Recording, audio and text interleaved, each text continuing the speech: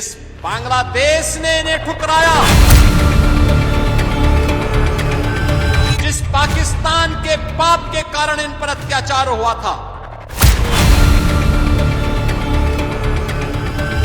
उस बांग्लादेश से विस्थापित होकर के उनकी जमीन पर, उनकी संपत्ति पर, उनकी पैतृक संपत्ति पर वहां के दरिंदों ने कब्जा किया।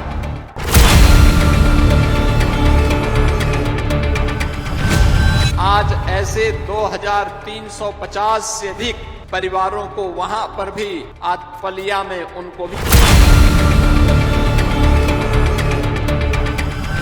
11 अप्रैल 2026 की ये दोपहर दोस्तों लखीमपुर खीरी के इतिहास में सुनहरे अक्षरों में लिखी जाने वाली है। आज एक ऐसा ऐतिहासिक फैसला जमीन पर उतर रहा है जो 70 सालों का दर्द एक झटके में मिटा देगा। मुख्यमंत्री योगी आदित्यनाथ आज कुछ ऐसा करने जा रहे हैं जो इन हजारों चेहरों पर 70 साल बाद असली मुस्कान लौटाने वाला है। आइए आपको बताते हैं कि पूरी खबर आखिर है क्या। नमस्कार, मैं हूं उमेश द्विवेदी और आप देख रहे हैं सरकारी मंथन।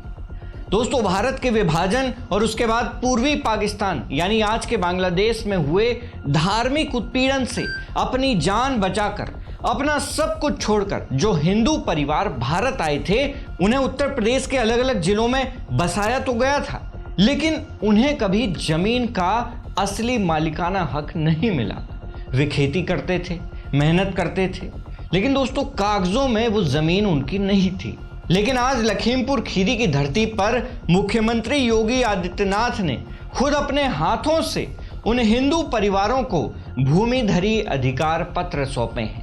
यानी अब ये परिवार अपनी जमीन के खुद के मालिक बन चुके हैं। आज मुझे लखीमपुर खीरी जनपद के अंदर अभी कुछ देर पहले मैं पलिया में था। वहां पर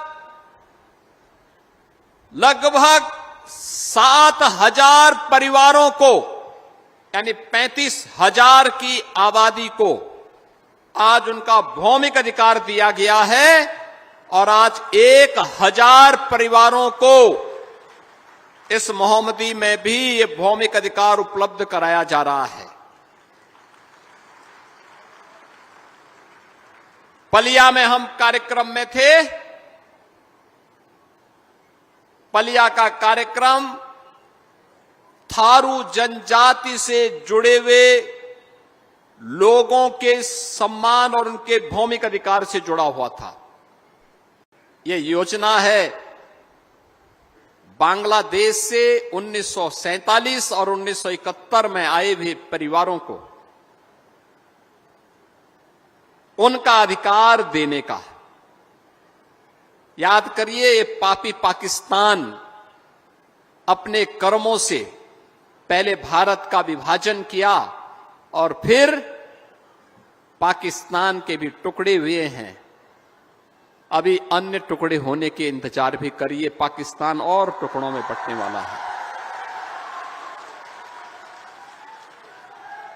लेकिन उस पापी पाकिस्तान के पाप की सजा मिली किसको? वहां रह रहे हिंदुओं को, सिखों को, बौद्धों को, जैनियों को, सिखों को, पारसियों को, ईसाइयों को, क्योंकि उनके यहां किसी अन्य जाति के लिए कोई अस्तित्व नहीं है। और आज मैं कह सकता हूं 1947 और 1971 की उस विभाजन और उस त्रासदी के उपरांत जो लोग विस्थापित होकर के दर दर की ठोकर खाते हुए यहां पर बसे थे, ऐसे 1,000 से अधिक परिवारों को आज यहां पर भौमिक अधिकार देते हुए मुझे गौरव की अनुभूति हो रही है कि आज इन बंगाली बंधुओं को उनका अधिकार हम उपलब्ध करवा रहे हैं। आप देखो पाप किस हद तक बोलता है। जिस बांग्लादेश ने इन्हें ठुकराया, जिस पाकिस्तान के पाप के कारण इन पर अत्याचार हुआ था, उस बांग्लादेश से विस्थापित होकर के उनकी जमीन पर, उनकी संपत्ति पर, उनकी पैतृक संपत्ति पर वहां के दरिंदों ने कब्जा किया। आप सोच भी नहीं सकते कि इन परिवारों ने कितने दशक संघर्ष में बिताए हैं। मालिकाना हक ना होने की वजह से ये गरीब किसान ना तो बैंक से लोन ले पाते थे और ना ही सरकारी केंद्रों पर अपनी फसल बेच पाते थे। सरकारी योजनाओं का लाभ उठाना तो इनके लिए एक सपने के जैसा था। लेकिन अब उत्तर प्रदेश राजस्व संहिता द्वितीय संशोधन 2026 के जरिए योगी सरकार ने इनके जीवन की सबसे बड़ी बाधा दूर कर दी है। अब इन परिवारों को एक एक एकड़ तक की जमीन का मालिकाना हक दिया गया है। ये जमीन अब पूरी तरह से उनकी है। वे इस पर शान से खेती कर सकते हैं, इसे बेच सकते हैं और अपने बच्चों का भविष्य भी संवार सकते हैं। याद करिए किस किस प्रकार की त्रासदी थी 1971 में, 1973 में, 1976 और 1978 में। आप यहां पर आए, आप केवल सीमा पार करके नहीं आए थे, अपने साथ टूटे हुए सपनों को और उसकी पीड़ा लेकर के आए थे। बिछड़े हुए अपनों की यादें और एक अनिश्चित भविष्य लेकर के आए थे। आपने अपना घर छोड़ा, अपनी मर्जी से नहीं, आपको अपना घर छुड़वा दिया गया, क्योंकि उन दरिंदों ने आपके घरों पर कब्जा कर लिया था, जो आज भी बांग्लादेश में हिंदुओं की निर्मम हत्या कर रहे हैं। उन्हीं लोगों ने आपकी प्रॉपर्टी पे कब्जा किया था। वहां पर अपनी जमीन छोड़ने के लिए आपको मजबूर कर दिया गया, आपकी आजीविका छीनी गई और आपको आपके अपनों की यादों को पीछे छोड़ना पड़ा था। मैं देख रहा था यहां पर, लेकिन इस सब के बावजूद एक आशा थी कि भारत में ठौर और ठिकाना मिलेगा, भारत में सम्मान मिलेगा। और याद करिए आपको उस बांग्लादेश ने, उस पाकिस्तान ने नहीं अपनाया। आप हिंदू थे तो हिंदुस्तान ने ही आपको अपने गले से लगाया। आप सिख थे, आपको हिंदुस्तान ने ही अपने गले से लगाया। आप बौद्ध और जैनी और पारसी थे तो हिंदुस्तान ने ही आपको अपने गले से लगाया। संघर्ष से जो आप सबल बनने की आपकी यात्रा थी, इस शून्य से शिखर तक की यात्रा भी है। याद करिए, जब आप आए थे कुछ भी नहीं था आपके पास, पहनने के लिए कपड़े नहीं थे, कुछ भी सहारा नहीं था। और आज मैं देख रहा था, यहां पर हमने देखा है, ये केवल एक आपकी विस्थापन की कहानी नहीं थी, केवल आपकी अपनी एक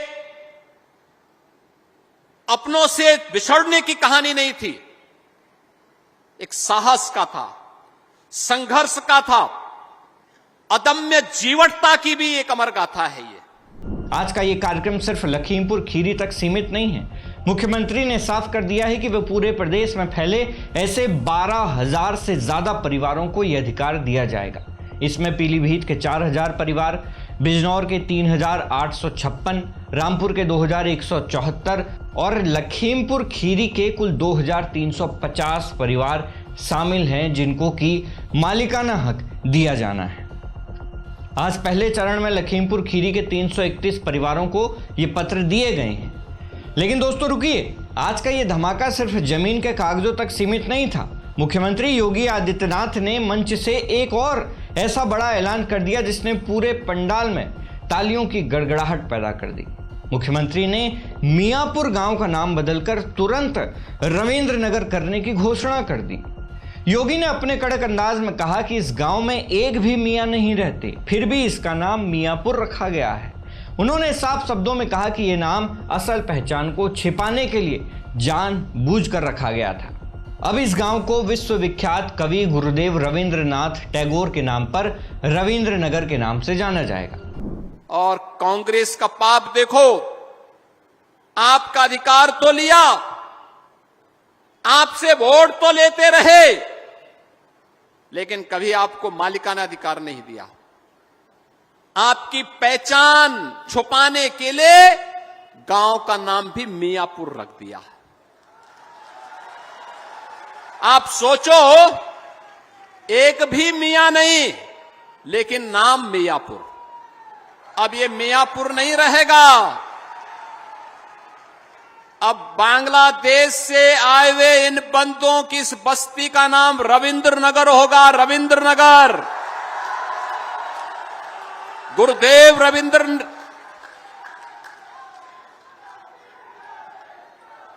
बहनों और भाइयों, भारत को राष्ट्रगान देने वाले गुरुदेव रविंद्रनाथ ठाकुर के नाम पर अब आपकी पहचान होगी रविंद्र नगर के रूप में।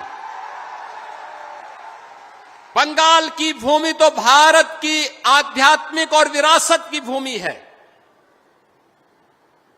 भारत को राष्ट्रगान गुरुदेव रविंद्रनाथ ठाकुर ने दिया और भारत का राष्ट्रगीत भी बंकिम चंद्र चट्टोपाध्याय जी ने दिया। यह वर्ष राष्ट्रगीत वंदे मातरम के 150 वर्ष पूर्ण होने का वर्ष है। और इस वर्ष में आपको अपने जिस जमीन पर आप आज से दशकों पहले आकर के बस रहे थे, लेकिन मालिकाना अधिकार नहीं मिला था, आज ये मालिकाना अधिकार, उस भूमि का आपको प्राप्त हुआ है। इस अवसर पर मैं आप सबको हृदय से बधाई देता हूं, अपनी शुभकामनाएं देता हूं। अब दोस्तों, सवाल आपसे है, आपको क्या लगता है, क्या हिंदुओं की ही तरह पाकिस्तान और बांग्लादेश से आए मुस्लिमों को भी इसी तरह से जमीन दे देनी चाहिए? आपके इस मुद्दे पर जो भी राय हो हमें कमेंट बॉक्स में जरूर दें। मैं हूं उमेश द्विवेदी और आप देख रहे थे सरकारी मंथन। नमस्कार।